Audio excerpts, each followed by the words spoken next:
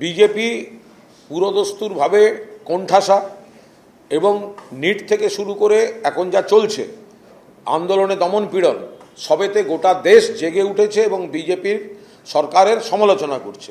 সেখানে তারা কখনো বিরোধীদের ভাঙতে চাইছে, কখনো বিরোধীদের কণ্ঠরোধ করতে চাইছে। কল্যাণ ব্যানার্জিকে সাসপেন্ড করেছে, তারপরেও তো কল্যাণ ব্যানার্জি আজকে একক শক্তিতে লড়ে গেছে। এই ক্ষেত্রে হয়তো দিদি বারণ করে দিয়েছেন, উত্তরাধিকারীও বলে দিয়েছেন কেউ ওর পাশে থাকবে না, কারণ উনি তো ঘোষিত অবস্থানে দিদির সঙ্গে, কিন্তু এখানে আবার উনি একা।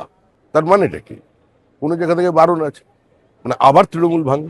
অভিষেক করে তাহলে তো প্রবলেম হয়ে যাচ্ছে আমাদের। বাংলার মানুষ মমতা দিদির দিকেই তাকিয়ে আছে। মমতা দিদির জন্য লড়াই করতে আমি প্রস্তুত আছি, কিন্তু দিদিকেও বুঝতে হবে বাস্তবটা কি।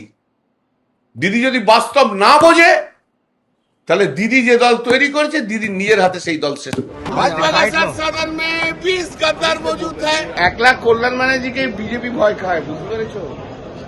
1 lakh Kalyan Banerjee enough for this BJP peoples. হ্যাঁ, ওরা জানে যে এই লোকটাকে বার করে রাখতে পারলে এখন আমাদের একটুখানি নিঃশ্বাস প্রশ্বাস পাবে।